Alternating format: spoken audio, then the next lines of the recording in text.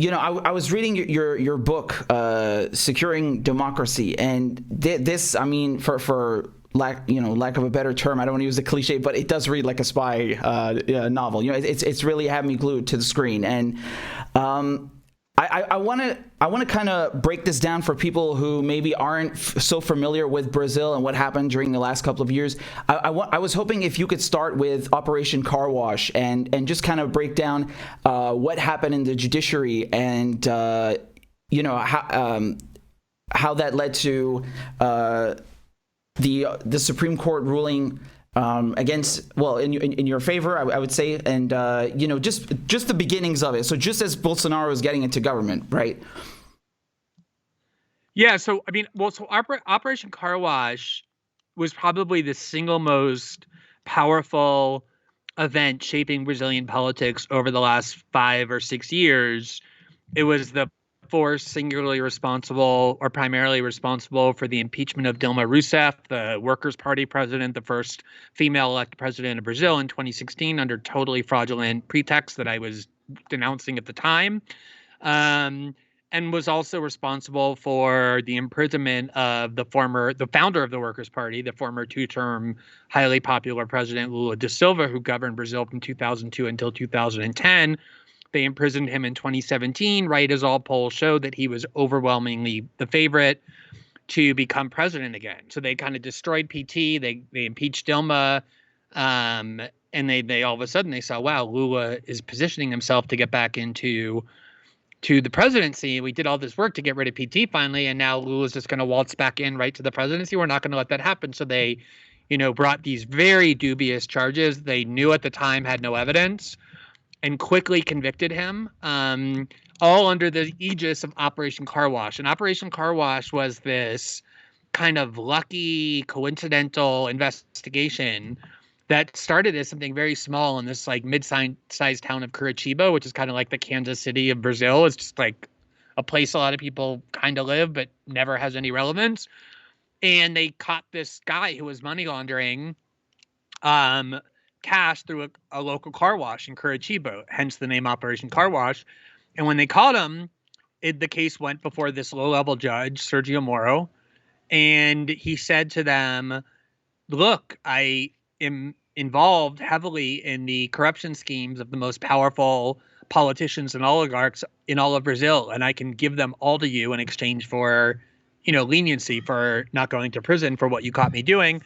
And of course, they didn't believe him at first. And the more they investigated, the more they found it was true. And this thing expanded into this incredibly potent anti-corruption probe that was sending billionaires to prison and really powerful political people. And there were a lot of people, even on the left, myself included, who thought it was a good thing. Because Brazil does have systemic corruption and have, as someone who came from the United States, a country where our elites don't go to prison. Nobody went to prison for the Iraq war lies. Nobody went to prison for torture or illegal surveillance or the 2008 financial crisis. I was like, wow, that seems pretty good. That like these billionaire heirs who have run Brazil forever are going to prison because of corruption. And all these politicians with huge, millions and millions of dollars in Swiss bank accounts that they got for giving out favors to those billionaires, construction contracts, oil contracts, and the like, they were going to prison too. But what quickly happened is that probe and the judge who was overseeing it, Judge Moro, became so popular in a country starved for something they could believe in, that the power of this undemocratic, unelected judge and his team of young prosecutors who were all right-wing zealots became so enormous that nobody could oppose them. And the media, the oligarchical media, and other rich factions in Brazil said, okay, well, if we can't contain it, let's at least, co-opt it. And they co-opted it into a force designed to destroy left-wing politicians, particularly the Workers' Party, at a time when Lula was getting ready to run. And so when Bolsonaro won in 2018 with his primary obstacle to the presidency, Lula, removed and imprisoned by Judge Moro on these incredibly flimsy charges, the first thing he did, was he turned around and he made that judge the most powerful person in Brazil by making him the the Minister of Justice and Public Security, consolidated huge amounts of power that had been dispersed among multiple agencies under his control of surveillance, investigation, law enforcement, the rest. Go ahead. He created a new role for him, basically, right? Yeah, they called it, because Moro was so much more popular than Bolsonaro, and Bolsonaro needed Moro more than Moro needed Bolsonaro. Bolsonaro needed him as a kind of anchor of legitimacy with the bourgeoisie and the oligarchical class and the international community to say, look, I'm a legitimate government. I have the high priest of ethics that you put on the Time 100 list, that the IMF or the World Bank love, that all Westerners who like at Yale and Harvard who teach corruption classes have brought in. He was like a internationally celebrated figure. And so when he went and joined the Bolsonaro, and so he negotiated, he said, I'll join your government, but only if I have full power of all these agencies under my command. And Bolsonaro gave it to him because he needed them. So, that was January of 2019 when Bolsonaro took office and Moro was on his side, and the movements behind each of them, the far right extremists behind Bolsonaro and the fanatics of law and order behind Moro, united. Because now they were joined at the hip, and they were the most powerful force by far in Brazil.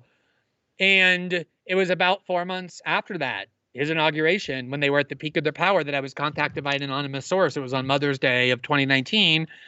And the anonymous source said, I've spent the last several months hacking the telephones, the Telegram accounts of Moro, of all of his prosecutors, and I've downloaded an enormous archive of their secret communications and chats and videos and photos and audios and documents. And within this archive, he told me, is conclusive proof of extreme corruption in the way they conducted this corruption probe.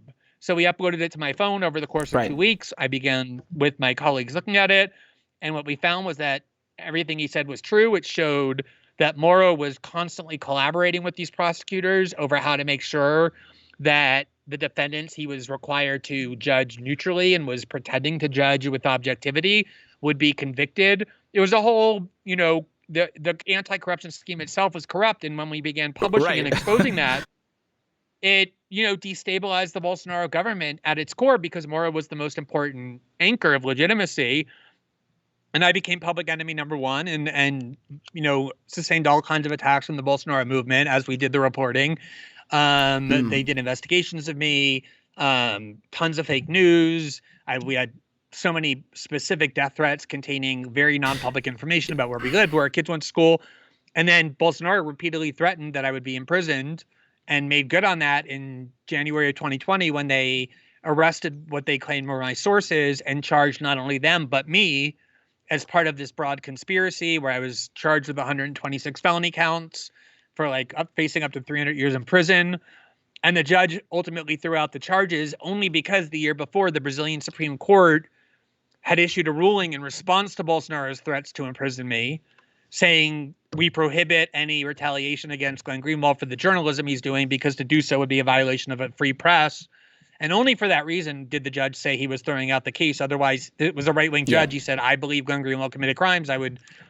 But, the most important thing that happened from that, aside from showing Brazil that you could stand up to this, kind of proto-fascist movement and not be scared, which I think is the most important thing it did. But the other most important thing it did is 3 months after we began reporting, the Brazilian Supreme Court ordered Lula released from prison.